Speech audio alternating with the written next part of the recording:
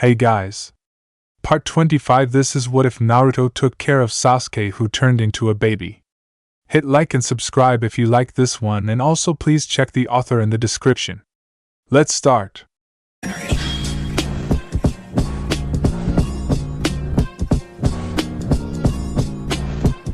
Chapter 57. We meet again. The moment their boat arrived at the main island's marina, Kakashi knew something was wrong.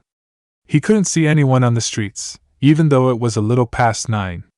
Even more disturbing, he couldn't hear anyone, not even animals. Everything was silent like a ghost town. Senpai. I have a bad feeling about this place, Yamato said, his body ready for any kind of attack. I wonder why no one is here, Sai commented quietly, his hand reaching for the sword on his back. Is it possible that there was an attack?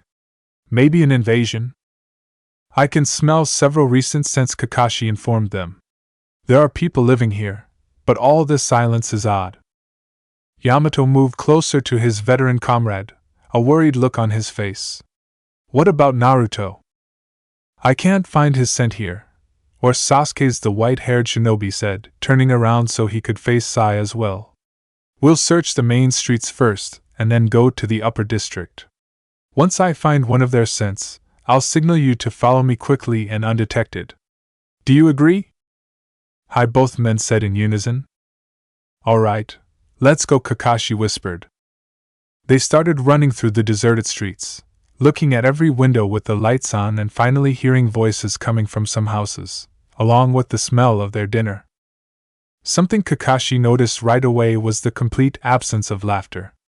Whoever was talking did so with a quiet and monotone voice. Sometimes, Kakashi heard the sound of crying and sobbing. He could literally feel the grief and hopelessness in the air, heavy and agonizing. The islanders were all in a deep state of sadness. Also, their voices were fewer than they were supposed to be. What in the world happened in here? The copy ninja thought. Maybe Sai is right. Maybe there really was some sort of an invasion. Suddenly, Kakashi's black eye widened and he motioned for his two comrades to stop in a concealed alley. Both Yamato and Sai waited patiently while the older Jonin smelled the air under his mask. Kakashi had to take his time, because he almost couldn't believe his own senses. The smell he found was so familiar and so nostalgic that he couldn't help but feel his heart tight. The last time he had smelled it had been years ago, and he thought that would be his last time. That was why he was having so much trouble believing this scent was truly real. I found him, Kakashi whispered, a trace of melancholy on his deep voice. Who? Yamato asked. Sai looked at his former sensei's face and realized his mixed feelings of joy, sorrow, regret, and anger. He had gotten better at understating people's emotions and was particularly clear-headed when it came to his closest friends and mentors. Kakashi-sensei, the black-haired Anbu said softly, apparently awakening Kakashi from his reverie. I'm certain now, Kakashi said, both to his comrades and to himself. It's Sasuke's scent. I'm sure of it. Sasuke? Yamato asked with a worried expression. Sasuke was here? Can you tell how long ago? Kakashi closed his eyes. He needed to control his emotions and start thinking objectively like a shinobi, no matter how troubled his heart felt. Sasuke was in this street not long ago, a few hours maybe. His scent is in that direction, the upper district, Kakashi said, pointing to the imposing mansions that were visible through the trees. Sai frowned. Apparently he has been living comfortably, the younger ninja said bitterly, thinking of all the tears and suffering the Uchiha had caused and how many lives he had destroyed. Is Naruto's scent here too? Kakashi shook his head. No. I wasn't able to find anything yet. We're going to the upper district and try to find Sasuke first. Naruto should be with him. Both Yamato and Sai nodded and the small team disappeared from the alley in a blink of an eye, running up the streets as Kakashi felt Sasuke's scent become fresh and recent. When they finally arrived to the upper district, they had to be careful not being seen by two young samurai who were walking down the streets. A small wall surrounded the whole district, and carefully written in tiles, It announced that they had just arrived to the warriors' district, where the samurai families have been living for centuries. They managed to go unnoticed by the two samurai and continued running with Kakashi on the lead. They had to be more careful here, since they were invading the samurai's neighborhood and it was filled with powerful warriors who, most likely, were able to sense their presence. Kakashi's main concern was to find either Sasuke, whose scent had gotten particularly strong, or Naruto. After they had found them, well, things would go peacefully or frantically. The white-haired Jonin would have to think of a plan depending on which of his students they found first, and their respective reactions. "Stop," Kakashi whispered. The three-man squad stopped near one of the mansions. Aside from the scent of the blooming flowers on the garden, Kakashi finally found Naruto's scent along with Sasuke's. "Let's go inside," the copy ninja ordered, and they entered the mansion's garden. As soon as they passed the white walls, Sai pointed to the sign carved right above the door. "It's Konohagakure's symbol. The island's leader must have given them this house," Yamato said, looking at his senpai once more. "What do we do, Kakashi-senpai? Did you find anything?" "I can feel both of their scents in this house, old and recent, which means they have been in this place for a while," Kakashi answered. "They have been living here together." "Can you feel other scent besides Naruto or Sasuke?" Yamato asked again. Shikamaru and the others said Naruto had a son. "Can you feel his scent?" Kakashi tried to find another scent. He found several different scents, but they belonged to people who had come to this house and left. If a child had been living here, his scent would be much stronger. "I can't find a third scent. As far as the evidence show me, only Naruto and Sasuke are living in this house." The younger ninja's eyes widened in surprise. "What does that mean? Are you saying there is no son?" Sai asked. "Did Shikamaru lie to us?" Kakashi looked at the silent house with a frown. "Let's go inside first. We can't make any conclusions until we find Naruto and Sasuke." Quietly and carefully, Kakashi grabbed the door's handle and it opened. Apparently, they weren't worried that someone could easily break in. After looking at the empty hallway, the older Jonin motioned for Yamato and Sai to follow him inside the mansion. "Don't let your guard down," Kakashi told them as they closed the door. "We know, senpai. This is Sasuke we are dealing with," Yamato said, looking from side to side. "Anything can happen. Until proven otherwise, we should be careful about Naruto too," Kakashi said, although he felt sorry for it. "Remember, he has been running away from us for 7 years. I don't expect a warm welcome or a happy reunion. He clearly doesn't want to be found." The three ninjas explored the ground floor cautiously. They were careful not to touch anything or make noise, even though none of them could feel Naruto's or Sasuke's presence, which would have happened since they were two unbelievable strong shinobi. Kakashi tried to remain focused on the job, but his mind kept wandering as he saw 2 jackets recklessly tossed on the sofa, or the many books and manga in the bookshelves, the 2 mugs on the cupboard, one orange and the other blue, or even the pile of dirty clothes coming from the laundry basket. This place wasn't just a house, it was a home. Naruto and Sasuke's home. They had been living together, all this time. How? Why? Kakashi thought. Why did Sasuke change his mind and agree to live with Naruto? What happened during their fight? And what about the child? Did Naruto really have a son, or was it a lie to explain his absence? "There's nothing here," Kakashi said quietly. "Let's go upstairs." They climbed the stairs as silently as they could, somehow managing to avoid any creaking noises from the old wood. The moment they arrived at the long corridor of the first floor, Kakashi stopped abruptly. His black eye was wide with surprise and his nose twitched under his dark mask. "Kakashi-sensei?" Sai asked, ready for any battle even though he still couldn't feel any presence. "I caught Naruto's scent," Kakashi said, still in a daze. "It's very strong, he's near." That statement caught them all by surprise. How could Naruto be near if they couldn't sense his presence? Kakashi walked to the only room which had the door half open. He tried to ignore the feeling of dread that was growing inside him, opened the door, and entered the bedroom. Yamato and Sai followed him, but they all were pinned to the ground as their eyes saw the person laying the bed. Uzumaki Naruto had his eyes closed and his mouth slightly open. His longer hair was lusterless, his tanned skin was paler, and his lips were bluish.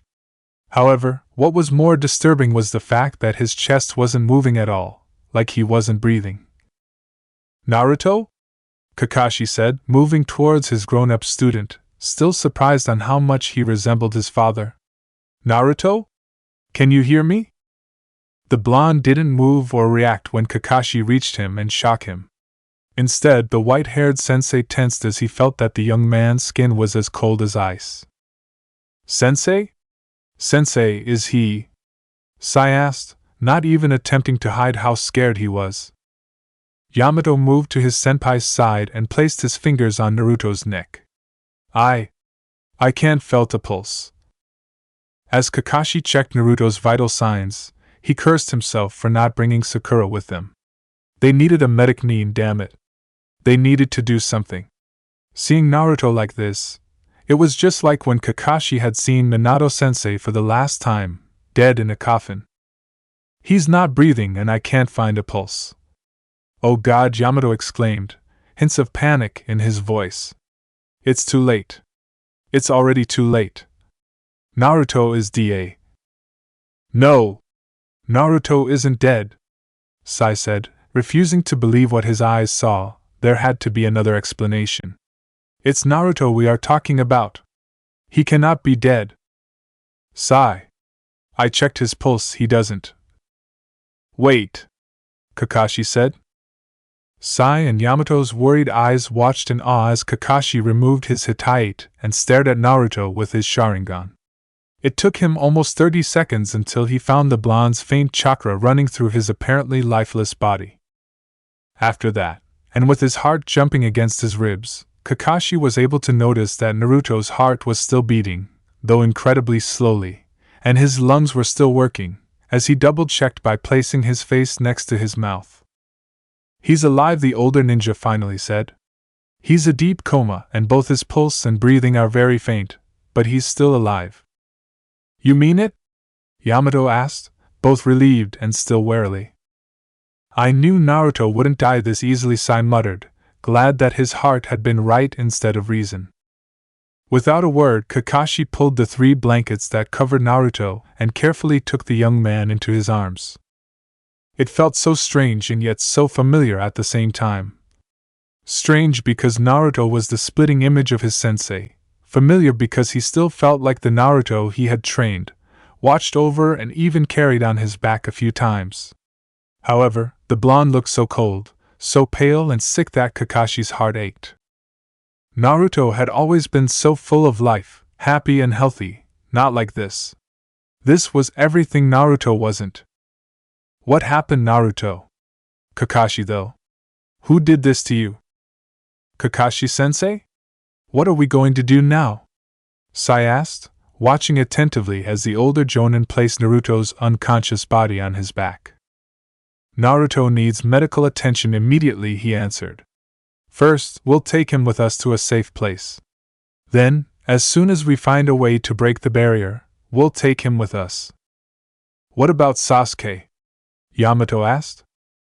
Kakashi closed his eyes. He wanted to find Sasuke, but Naruto's condition was a lot more important now. Although he was wearing his garments, he could still feel his student's cold body against his. He had failed to save Obito, Rin, or help Minato-sensei. He failed when he was unable to teach Sasuke the importance of friendship and prevent his defection, but he would not fail to save Naruto. There was no way he would let him die. "We'll have to deal with Sasuke later. Let's go." Kakashi led his team out of the mansion, and the small group started running towards the woods, in order to find a more secluded place to plan their next move. That was when a sword landed right in front of Kakashi, forcing the white-haired man to jump backwards. It took him exactly 5 seconds to recognize the sword of Kusanagi, even though the last time he had seen it was stuck on an old rock, rusting. Kakashi looked up and saw a red-eyed, angry young man, picking up the Chikudo and glaring at him and his two comrades with gargantuan amounts of rage. It didn't even take half a second to recognize him. "It's been a while," Sasuke the white-haired Jonin said. "Calm down. You need to calm down," Sasuke thought to himself as he looked at the white-haired man and then his two comrades. However, his gaze quickly reverted back to the blonde who they'd taken.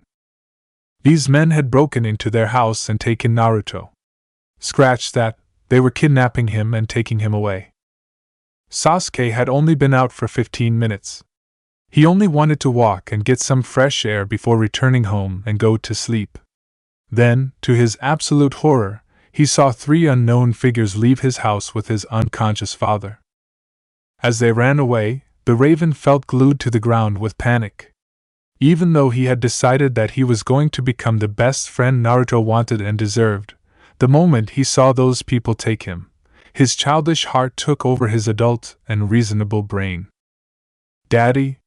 They're taking Daddy," he had thought. "They can't do this, they can't take him." Sasuke had been ready to just ran after them and take his Tuchan back, but his emotions didn't cloud his common sense, and he went to the mansion to grab Kizuna before chasing them. Now that he had made them stop, the young Raven noticed how the youngest man, who was about Naruto's age he guessed, was also glaring at him and ready to fight him. The other man, with brown hair and a weird plaque on his face, was also ready for some sort of attack. However, Sasuke's attention was mainly focused on the masked guy who, not only was carrying Naruto on his back, but also looked very familiar. Sasuke's red eyes widened as he noticed the symbol of a leaf on their forehead protectors and what that meant. The Konoha shinobi and the masked guy knew him. He had said Sasuke's name. He knew him. Or at least, he knew who he used to be. The young man stiffened a little as the image of the Team 7 photograph appeared on his mind. He had been mostly focused on Naruto and his rival. It was still strange to think of him as his past self, but he had noticed the 2 other people on the photo, the smiling, pink-haired girl and the older man who was grabbing the boys' heads. Jonin Hitaki Kakashi, that was what was written on the back of the photo, Sasuke thought, staring at the masked man more attentively. "This man is Tuchan's sensei, my sensei too." Hitaki Kakashi, Sasuke said coolly and carefully, watching the older man's reaction. Apparently he had gotten the name right, but he didn't know the other 2 ninja or why they were here. "You've grown a lot," Sasuke Kakashi said casually, but still holding a kunai on his hand. "How long has it been? 6? 7 years? Sasuke was having a hard time trying to hide how confused he was. Questions just kept popping in his head. Of course, Kakashi wouldn't be surprised that Sasuke looked like a grown man since he, most likely, didn't know about his rebirth. Nevertheless, if Kakashi was his sensei, then why didn't he seem happy to see him? Why was he taking Naruto? Why were they ready to attack him? It didn't make any sense. However, one glance at the blonde-haired man on Kakashi's shoulders made Sasuke put aside all his questions. The most important issue was getting his father back. It didn't matter that this man used to be their teacher. Sasuke wasn't going to let him take his dad away. "What are you doing here?"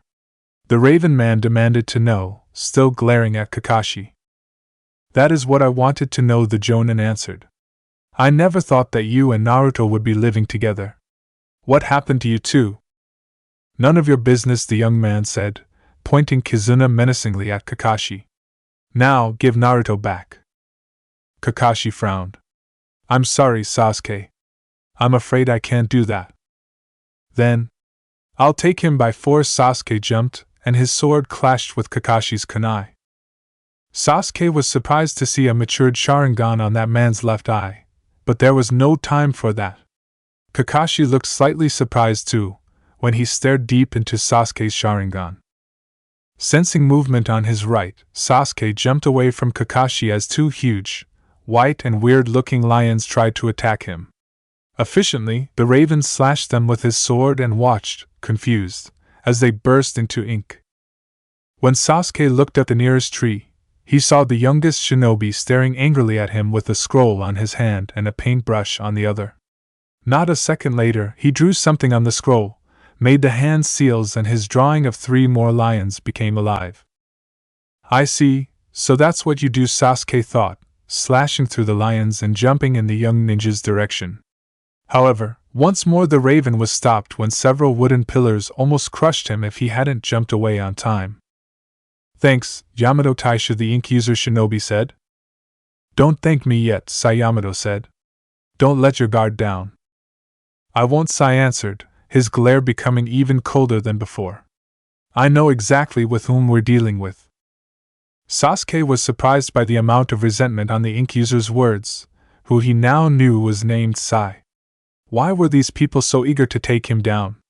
What had he ever done to them? They were all from the same village, they shouldn't be fighting. Out of nowhere, Sasuke caught a glimpse of someone moving towards him, and his body reacted immediately to block the small sword that clashed against his kizuna. When he looked up, he realized it was Sai who had attacked. Apparently he was also very skilled with kenjutsu, not just ink beasts created with chakra. It's useless to fight us, Sasuke. You can't run away anymore, Sai said bitterly.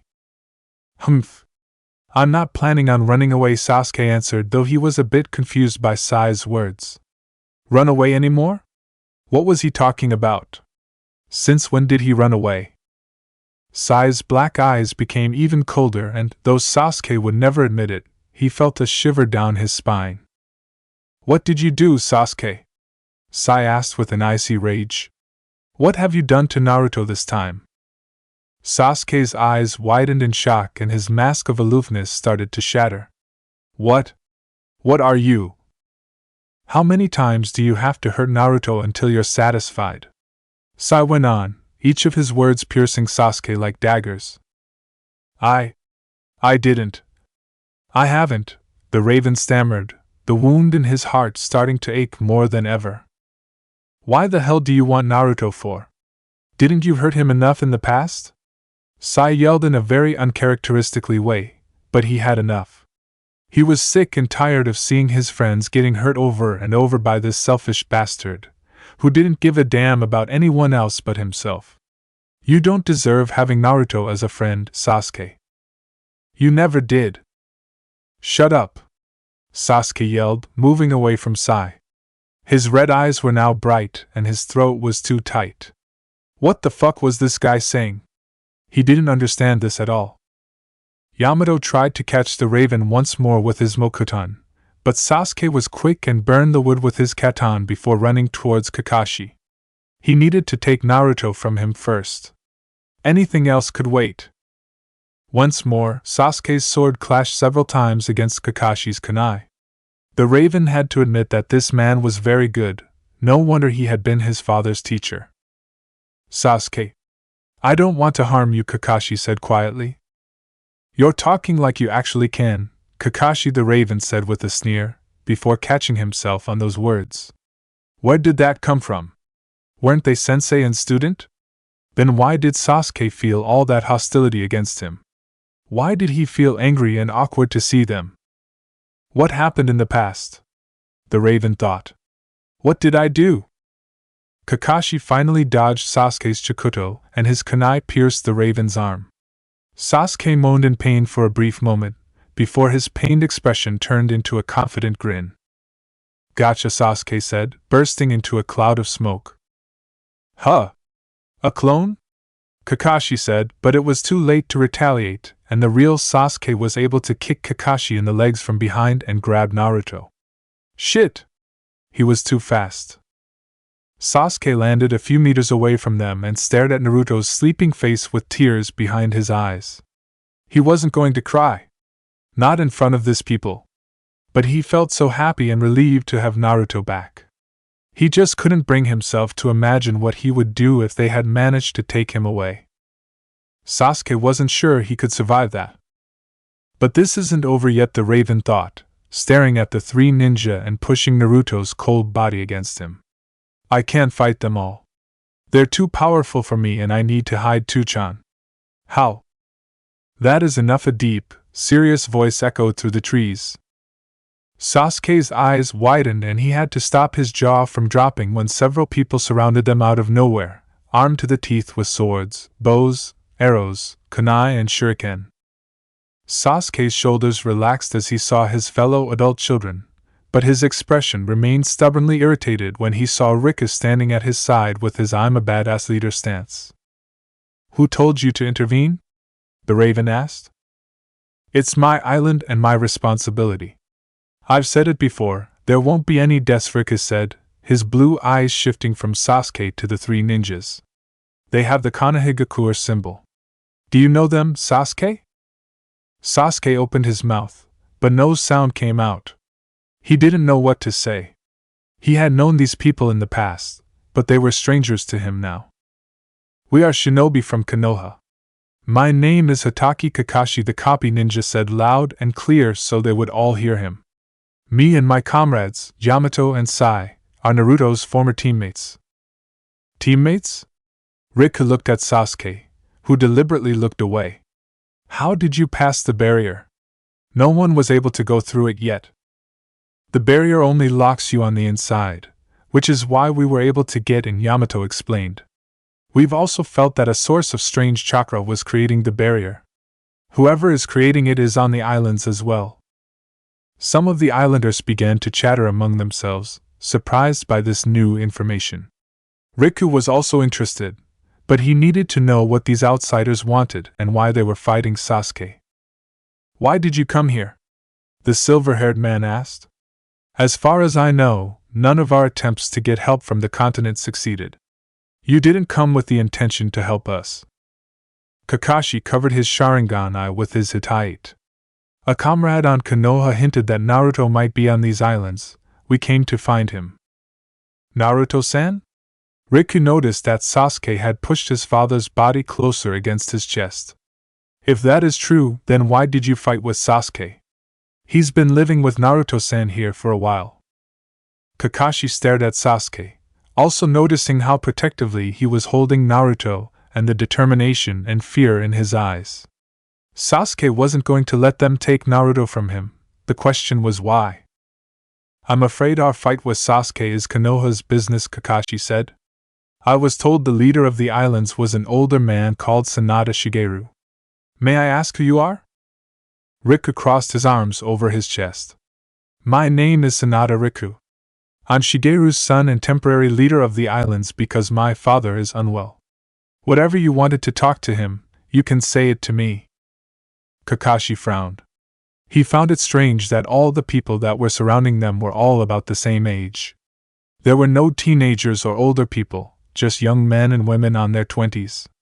"We were told something horrible happened here. When we found Naruto, he was in that state." "What happened?" "Most of our family members are in the same death-like state," Riku explained, though he was still pondering if he should trust these ninja or not. "We were attacked by a very powerful enemy and their chakra and life force was drained. We've been trying to find a way to heal them ever since." "Drained? Did you defeat this enemy?" Kakashi asked. "Yes, but his curse wasn't broken," Riku answered. "I'm going to ask you again, why were you fighting Sasuke?" The copy ninja sighed. This boy was obstinate, and they were outnumbered. Besides, he didn't want to cause a conflict between nations or attack these young warriors who had just gone through some terrible adversity. The best way to handle this was through diplomacy. After all, they were all stuck there and needed all the help they could get. "We were taking Naruto and Sasuke tried to stop us," Kakashi replied, while Riku's expression became rather surprised. "That was why we were fighting." Riku stared at the Raven, hoping for some kind of explanation, but he remained silent and refused to look at him in the eyes. "So, you know Sasuke as well?" "Yes." "You're not surprised by his appearance?" Kakashi blinked, but his face remained impassive. "We haven't seen him or Naruto for 7 years. We expected they would be adults by now." "But Sasuke is—" "I'm going back home now," Sasuke suddenly exclaimed. "You can handle them, Riku. Just make sure they won't come near our house again." Riku glared at Sasuke. "Wait a minute! You have to explain to me." "Riku!" "It's okay," an older voice was heard and everybody looked behind Sasuke and Riku where an older man appeared, walking slowly with the help of his crutches. "2-san. You should be resting," Riku said, moving towards the older samurai. "I can handle this, there's no need for you to strain yourself. You've been doing a wonderful job, son. However, I have something to say to Kakashi Dano and his comrades. Something Tsunade-sama only told me." Riku, Kakashi, Sai and Yamato stared at Shigeru in disbelief, while Sasuke just couldn't wait to leave and lock himself and Naruto in their homes so no one would ever try to take him away again. "If we're done here, then I'll go back to our house," Sasuke said, placing the blonde on his back and disappearing into the woods. Only a few minutes later, Sasuke arrived at their home, ran upstairs and carefully placed Naruto on his bed. "I'm sorry," Sasuke said, covering the blonde with several blankets and removing his hair from his cold face. "I'm sorry I left. If I had been here, they wouldn't have been able to take you." "What did you do, Sasuke? What have you done to Naruto this time? What did that guy mean by that? The way he talked was like I had done something horrible to you," Sasuke whispered, his chest hurting for some reason. "They were all acting like I was an enemy. I don't understand. Did I hurt you before? Did we have a fight?" Naruto remained silent. Overcome with painful feeling of doubt and confusion, Sasuke moved away from him. "Maybe I should have let them take you too. Naruto." "Naruto?" Sasuke almost jumped and turned around so quickly that he hurt his neck. To his dismay, Riku was standing by the door frame, staring at the raven with a very serious expression. "Damn it, Riku! You almost gave me a heart attack," Sasuke cried out. "What the hell are you doing here?" Riku walked towards his classmate and stared at his eyes. In the woods, Sasuke's eyes had been bright red, now they were black as coal again. He really wanted to know how he did that, but the silver-haired heir had more important questions in mind. "That Kakashi guy and the others went with my father to our mansion," Riku explained. "They want to talk in private for some reason." So I want answers," Riku said, finally showing his exasperation. "Those ninja knew you. Not just Naruto-san, but you too, and they didn't look surprised at all that you're 17 years older than you're supposed to be." Sasuke sighed and rubbed his forehead, which was starting to hurt really badly. "Like they said, it's Konoha's business. It's none of your concern." "The hell it is. These are my islands and my people who I ordered to help you today," Ricky yelled. "My people's safety is my business. As long as you live here and people come looking for you, it's my business too. I didn't ask for your help, Riku. But I still saved your sorry ass. The least you could do is tell me what the hell I saved you from. Why were they trying to take Naruto-san? Why weren't they surprised that you looked older?" "Because this is my real age," Sasuke cried out, pointing in anger to his adult body. "This is what I was meant to look like." Riku was speechless for a few seconds and could only stare as Sasuke covered his face with both his hands and sat in Naruto's bed. "What are you talking about?" the samurai asked. "Sasuke, you're not making any sense." After rubbing his tired eyes, Sasuke grabbed the Team 7 photo and handed it to Riku. It didn't take long for the Tsunade to recognize the man in the mask as Kakashi, and then he realized that the blonde boy with the whisker marks was most likely Naruto. His eyes became wide as saucers when he was finally able to recognize the raven preteen that was glaring at Naruto in the photo. "This black-haired kid. He is..." Riku stammered.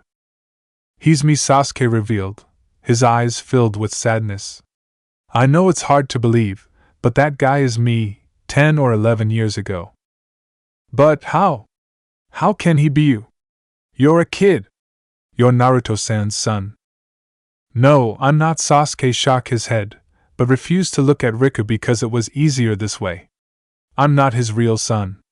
I was his teammate back then. From what I know, I was his rival and his best friend. We were a happy team."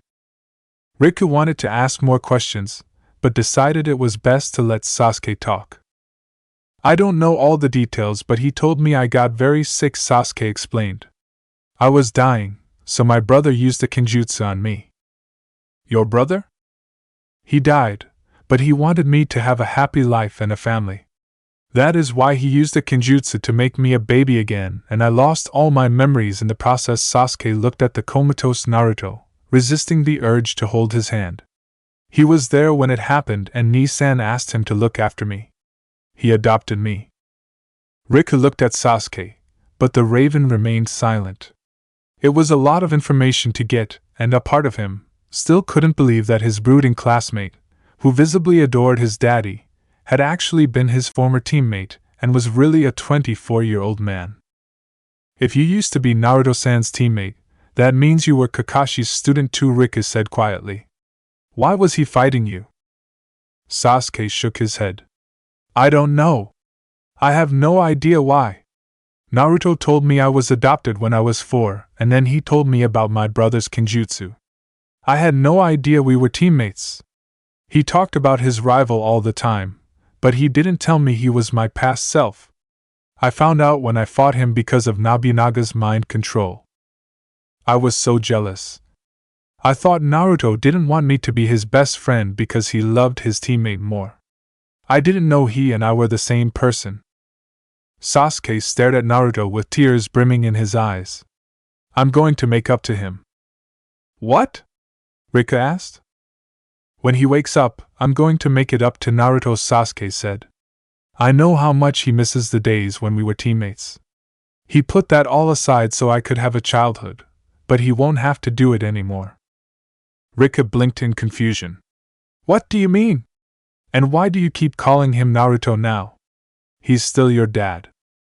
Sasuke wasn't sure why he was telling Riku this of all people, but he had kept so much to himself lately that he felt he was about to explode.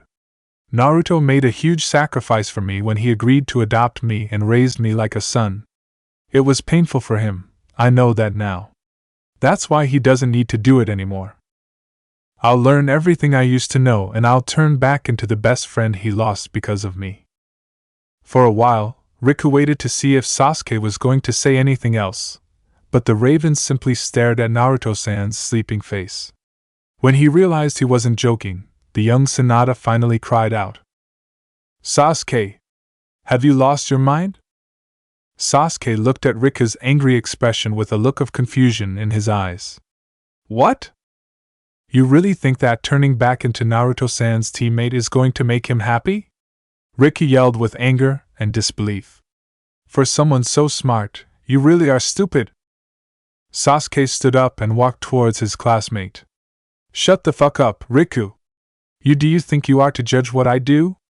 You don't know anything about me or Naruto. You didn't listen to him when he talked about his teammate. He missed him. He missed him so much. So I'm bringing him back and give Naruto what he wants for a change. You really think you can just learn a few facts and background and magically turn into his teammate again? Newsflash, you can't do it, Riku exclaimed, almost screaming on Sasuke's face. You can't change the way you feel about someone like that, especially about your father. He's not my father, he's my teammate, Sasuke yelled, though his heart ached when he said those words. We never were a real father and son to begin with. Naruto was just playing the part for my sake because I needed a father figure. You have no idea how hard it must have been for him to look after the rival he admired and go from spars to changing his diapers. I'm not saying it was easy for him, I'm saying I believe Naruto-san isn't the kind of person who is able to fake his real feelings to please someone else. He's too honest, Riku said, forcing Sasuke to look at him in the eyes. I went with him when he was getting your sword fixed. I heard the way he talked about you and how proud he was of his son. Son! He had stars on his eyes every time he talked about you and how he couldn't wait to give you your present. He called you his miracle, his legacy, his boy. He never seemed uncomfortable when he called you son. I looked at him and saw a real father, the one I wanted my father to be. Sasuke shoved Riku's hands away from his collar and walked towards the window, so he wouldn't look at him anymore. Even though he knew that was a cowardly attitude, he couldn't face what he was telling him. Part of him wanted very badly to accept it, but the other remained confused and lost about what to do to make up for all the sorrow he had caused Naruto. You have no right to say that to me, Sasuke said. You and your father had your problems, but you are his real son and nothing can change that. Don't talk about me like you understand. Bullshit. I'll talk to you when you're acting like an asshole. You think you're the only person who had it rough? Open your eyes, everybody has issues whether it's with their families or not. So you're a kid because of a kinjutsu. It doesn't matter, you're still a kid. And the adoption? You think that really makes a family less valid? Naruto-san changed your diapers, rocked you to sleep, bathed you, dressed you, fed you, played with you and did all those things fathers do. Am I wrong? Sasuke closed his eyes. He wasn't going to cry now. What the hell is your problem? Don't you see I'm just trying to do the right thing? Don't you think it's hard for me too? But if that is what makes Tuchan happy, I'll do it.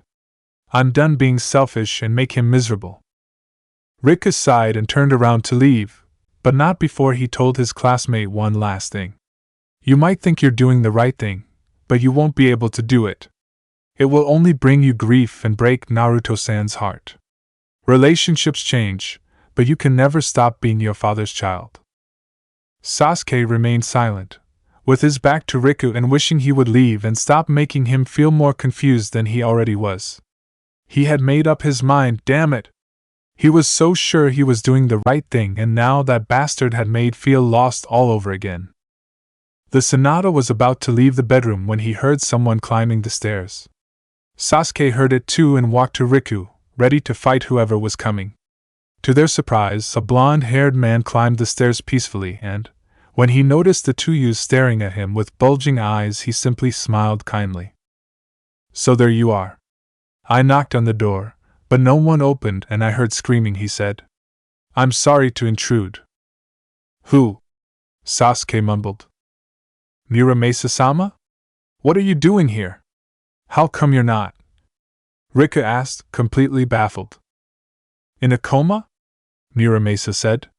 Well, I was able to escape Nobunaga, because he wasn't looking for me. Neither did you when you managed to defeat him. Rika gaped. The swordsmith was right, he had totally forgotten about him until now. But how? Instead of answering, Muramasa took a small pendant from his kimono and showed the small violet crystal to the boys. Is that the crystal? Sasuke asked. Yes. I'd been carrying it for a very long time. Why do you have a piece of the crystal? Rika asked. That is a long story, but before I tell you that, I have to show you something that took me 2 weeks to find. Muramasa took a big and heavy book from his bag and handed it to Riku. What is it? The silver-haired young man asked. It's my late wife's notes about the crystal when she was studying it, the swordsmith revealed. She wrote everything she knew about it in there, long before Nobunaga decided to use it for his own purposes. The crystal? How can that help us? Sasuke asked, glaring at this unknown man. I destroyed the crystal along with Nobunaga. Muramasa nodded. True, you destroyed Nobunaga's soul that was bound to a crystal. But you didn't destroy the main crystal, only a fragment of it. The coma isn't Nobunaga's doing, it's the crystal's. There is more to it than meets the eye. The crystal is doing this? Rika asked in shock. How? The answers are in that book, Muramasa said. Hopefully, I also found the way awake everybody from their coma.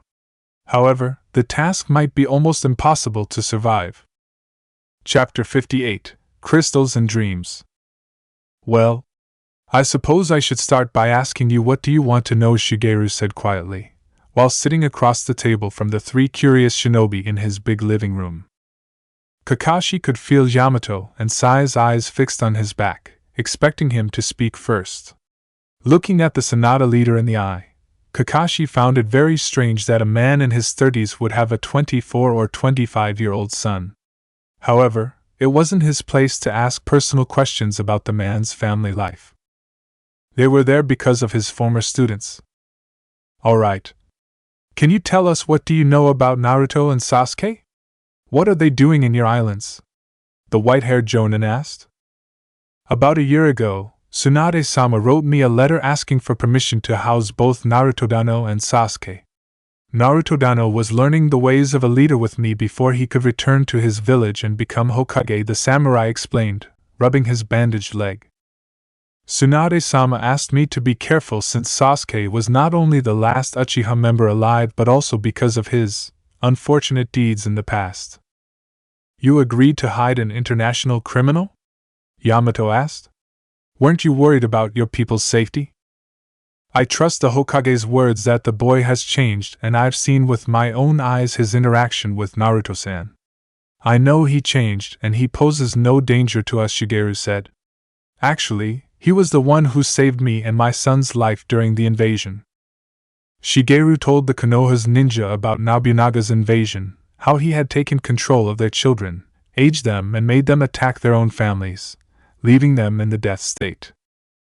All who were already in the death sleep would have died as Nobunaga continued to drain their chakra.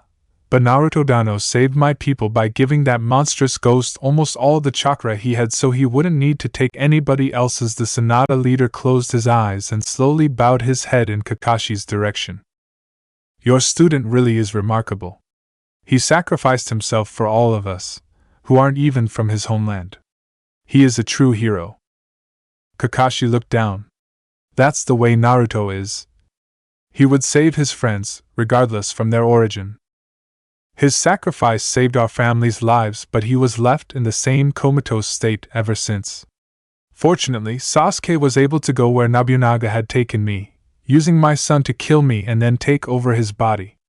He saved us both and managed to destroy Nobunaga's vile spirit once and for all. He too is a hero. Shigeru's words were so filled with kindness that none of the other men dared to contradict him.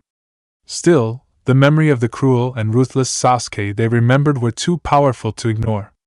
They had seen the burned villages, the corpses and the grief-streaking faces of their families. Sai doubted he could ever forgive Sasuke for that, and for all the pain he had caused Sakura and Naruto in the past. As for Kakashi, he felt torn upon hearing that man complimenting Sasuke as a hero. On one hand, it was difficult to think of Sasuke as a heroic and selfless person after everything that had happened since his defection. However, deep down, he still loved his fallen student dearly and wished with all his heart that he had truly changed into a better person. So far, Kakashi had learned that Naruto and Sasuke had come together to this island and that they had lived peacefully together. Nevertheless, there was still something important that needed to be explained. Shigeru-san, I was told that Naruto had a son and yet you haven't mentioned him once, Kakashi said, noticing how the samurai's eyes had become slightly wide. I have to ask. Naruto really had a child? If he did, where is the boy? There is no son. The three ninja and the samurai turned around to see Sasuke entering the living room and wearing Nobunaga's battle clothes. Riku followed the raven, glaring angrily at him. What do you mean? Sai asked with a frown. Shikamaru and his team told us Naruto had a kid. Sasuke didn't sit down, he simply stared blankly at the ninja. There was a son, once. But he's gone now. It's no use looking for him. Sasuke, Shigeru said, while the raven shook his head. Kakashi noticed the weird look Sasuke and Shigeru were exchanging, as well as Riku's glare. They knew more than they were telling. Forget that, we have important news, the raven young man said. There might be a way to wake up everybody. What? Shigeru asked, perplexed. How do you know that? There's someone you need to hear, Toussaint Riku said, turning to the door. Please come in, Muramasa-sama. The swordsmith entered the living room and kneeled before the surprised Sanada leader and the confused ninja. After a slow bow, the blond man looked up with a kind smile on his young face. Sanada-sama, guests from Konohagakure, it's a pleasure to see you, Muramasa said, impassive by the shock his presence had provoked. I am sorry that I couldn't be of any help during the invasion, but I hope I can help now. Muramasa-sama has a pendant made from a piece of the crystal Nobunaga was using, Riku explained, deducing that his father had already told the shinobi what had happened. That crystal protected him by making all of us forget him. Also, he brought us a book his wife wrote, about the crystals. They're the ones causing the death sleep, not Nobunaga. What? What do you know, Muramasa-sama? Shigeru asked. Please explain. Muramasa nodded. Soon, they were all sitting at the table, looking attentively at the swordsmith while he touched his wife's book carefully with his long fingers. Before I can tell you about how to reverse the curse, I have to tell you a little about myself and Mariko, my wife. Muramasa smiled tenderly at the memory before proceeding. She was the one who discovered the crystals in one of the island's caves, and she started studying them and their amazing properties. You see, she wasn't allowed to become a samurai because of her frail body, so she dedicated herself to research instead. However, ever since she wasn't accepted to be a warrior, her family started considering her a failure, especially her brother, Nobunaga. Eh? Riku exclaimed, while the others looked in dismay at Muramasa. Your wife was Nobunaga's sister. How is that possible? That guy was my great-grandfather's age. That would mean you're over 90 years old. Riku! Don't interrupt Muramasa-sama, Shigeru scolded softly, but enough to make the silver-haired boy blush and sit still again. Although his son looked like an independent adult on the inside, his expressions betrayed his real age. I know that is difficult to understand. I never told anyone about me until this day, but I hope it will be clearer once I finish, Muramasa said, looking at Riku and then at everybody else. Long story short, Mariko and I met and fell in love. Shortly after we married, I took over my father's place as a swordsmith and Mariko continued her studies. It was around that time that she discovered the crystals growing in a far-off cave and decided to learn everything about them. Nobunaga came to visit us from time to time, but he rude and patronizing towards us, yet Mariko still loved her brother and started telling him her findings about the crystals. He never seemed very interested until the day the crystals saved my life. Muramasa sighed and showed them his small crystal. I fell down a cliff and I was seriously injured. The doctors couldn't do anything to save me, the blonde man continued. Mariko was desperate. She would do anything to save me, so she used her knowledge about the crystal's properties and tried to heal me. Muramasa smiled sadly. It worked perfectly. Neither of us could understand how it happened, we were just glad for that miracle. After that, she gave me this pendant and made me promise that I would never take it off. However, my extraordinary healing finally caught Nobunaga's attention, and he started to ask more and more questions about the crystals. Muramasa lowered his head, his face pained with sadness and guilt. He wanted her data on the crystals, didn't he? Kakashi concluded. He wanted to use it to his own purposes. Muramasa nodded slowly, his green eyes begging for understanding. You have to understand. Despite everything, Mariko loved her brother, and when he finally appeared to acknowledge her work, she told him all about it. We had no idea that he was going to use the crystals to revolt against the islands. Her crime was her blind love for her brother, while mine was being unable to realize what he was up to. As a result, Nobunaga murdered my wife after she was no longer useful, and I lost the person I loved the most. This tiny crystal has kept me alive all these years. I never aged, got sick or injured. And I vowed I would find a way to make up for all the pain and death I allowed to happen. Muramasa looked directly into Shigeru's eyes. After a few long seconds, the samurai crossed his arms around his chest and faced the swordsmith. I suppose that pendant also made us think that it was absolutely normal that you were always around. I never suspected that you were older than I was, even though I remember asking you for a sword when I was a boy. That is correct, Muramasa said. I see. I have to admit that I wish you had told us about the crystals sooner, but I believe you had your reasons, Shigeru said, to which Muramasa nodded solemnly. Can you break this dreadful curse? I'm afraid I don't have the power to do that.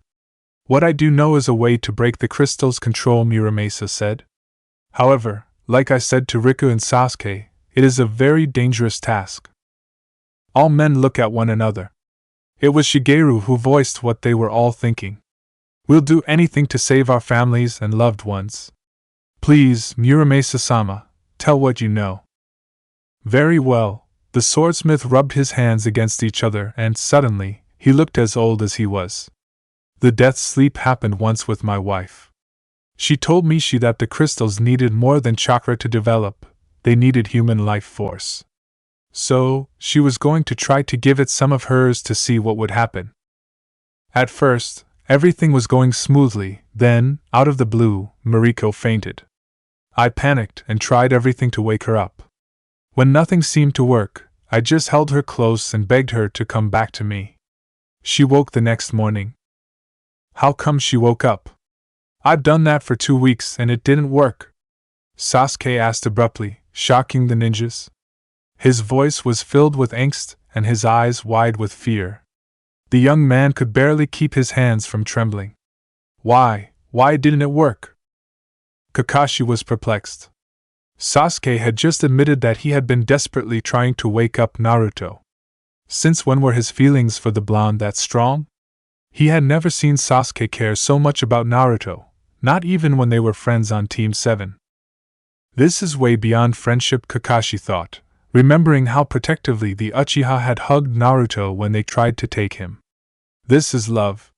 He loves Naruto. Muramasa looked at the raven with a small smile. It's more complicated than that, Sasuke. It wasn't that I begged her to come back to me or what we had between us was stronger than with you and Naruto-san. She only gave the crystal a small amount of chakra and life force, but it was enough to pull her into the death sleep. When she woke up, at first she didn't know who I was. It took her a minute to recover her real memories. Real memories? Sasuke asked, his mouth dry. She told me she didn't even realize that she was dreaming. She was living with her parents and brother again and they adored her, like she always wanted.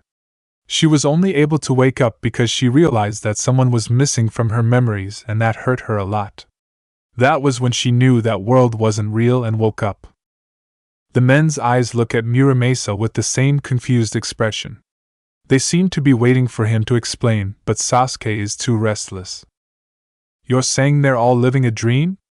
The raven asks, his eyes fearful and hurt. Is that why they don't wake up, because their dream is so good? It's only part of the reason, Muramasa explains. The crystal needs life force to grow, human life force. It will do anything to keep the people asleep, including creating their most desirable fantasy world and make them forget their true memories. The crystal is sentient, but it's incapable to dream.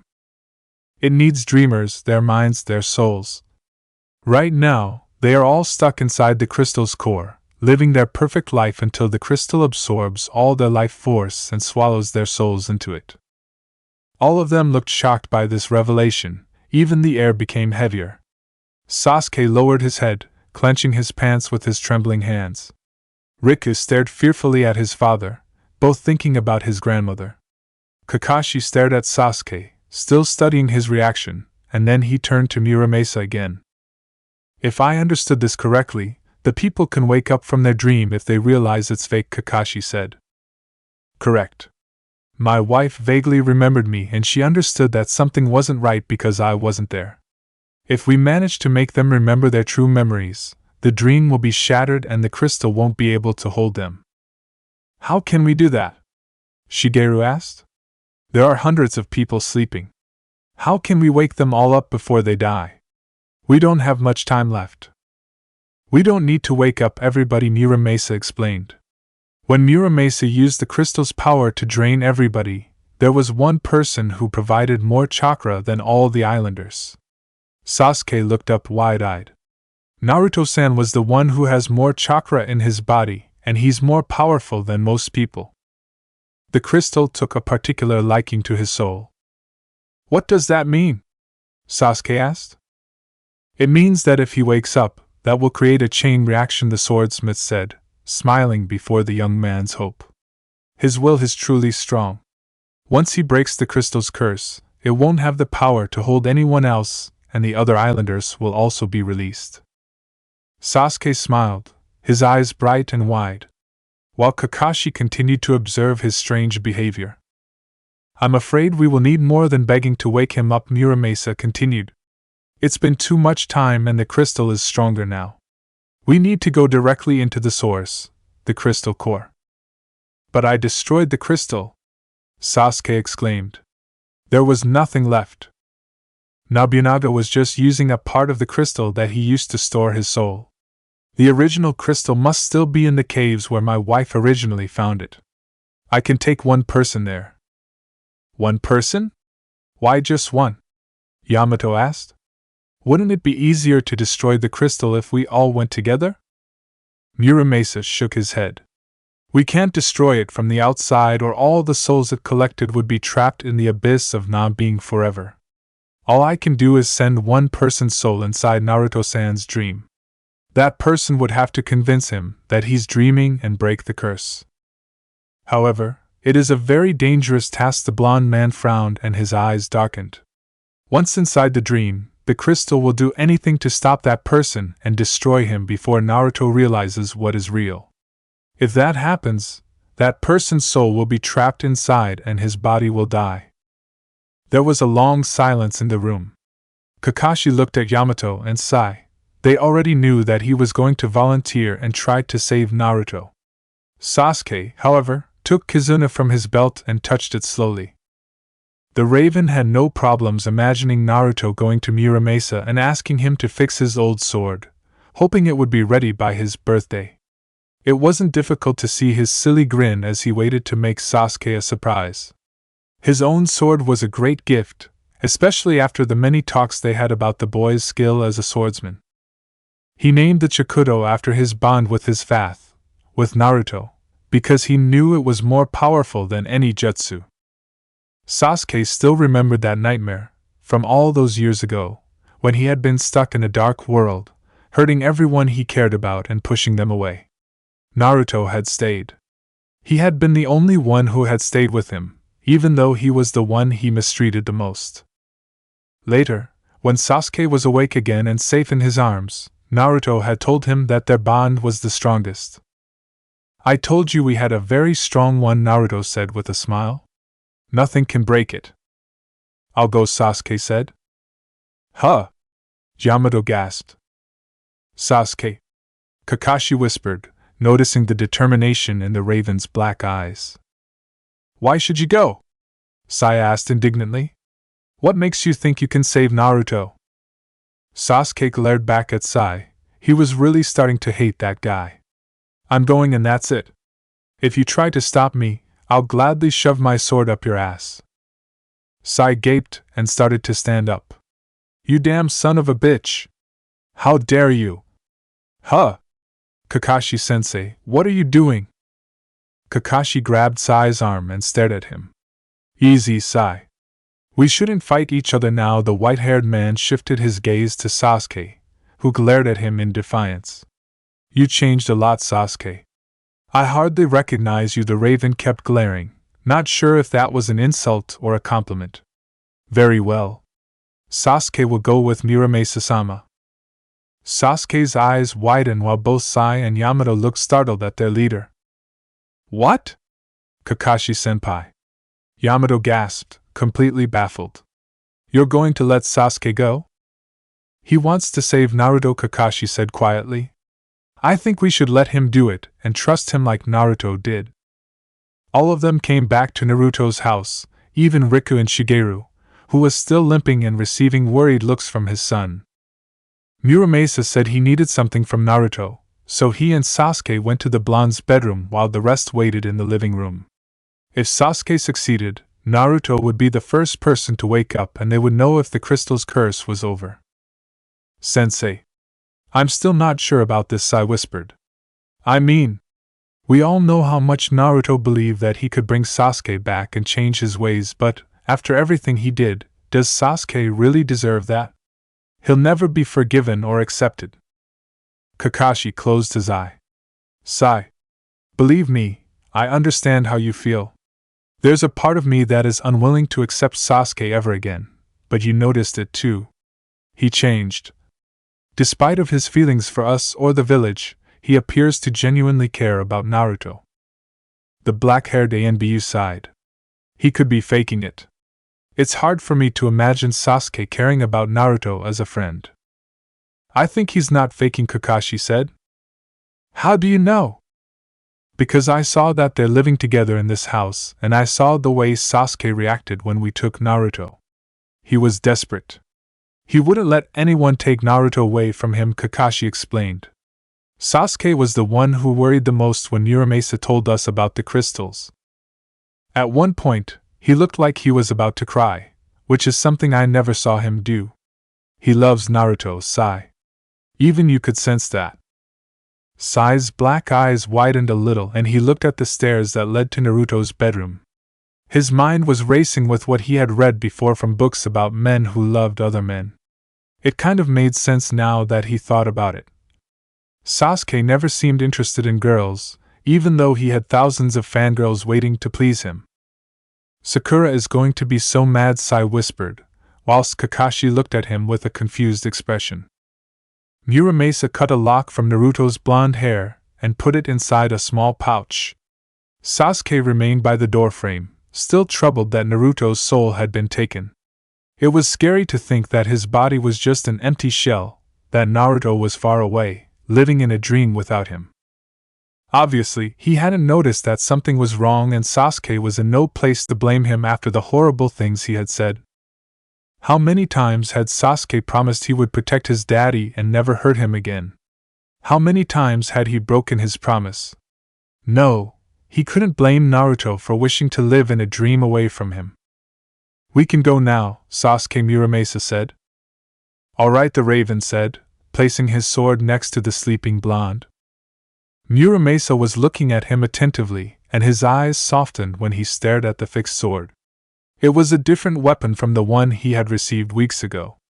Before, the Chikudo had been impregnated with the scent of blood, along with feelings of hatred, violence, and sorrow. Now Muramasa could still feel the sorrow, but he felt love coming from the sword and a deep desire to protect. I'll give you a few seconds, the swordsmith said. Say goodbye to your father, and we'll meet downstairs. What? Sasuke asked. You heard what I said. Naruto is not. I heard what you said, but I know what you really want, Muramasa said, shocking the Raven Man before turning around and walking towards the door. Take your time. Muramasa closed the door behind and Sasuke heard his steps going down the stairs. The Raven turned towards the sleeping blonde and walked slowly towards him. It suddenly hit him that he could fail and get killed inside that crystal. He could die and never come back here again. Without thinking, Sasuke hugged Naruto tight and buried his head on his shoulder. It still smelled like Naruto, and it still felt right to hug him despite what he had decided. Just this one last time, he was going to be his kid. Just this once, he wanted it so much, and it felt so right. I'm going to save you, just like I promised. Remember when you asked me what I would do if you were taken to somewhere very far away? I still mean it. I'm going to save you and bring you home. Sasuke reached out and grabbed a lock of Naruto's hair, like he used to do when he was a little boy. I love you, Papa. Before he burst into tears, Sasuke left Naruto's bedroom and didn't look back. That's it for part 25. Thank you for watching and see you in the next video.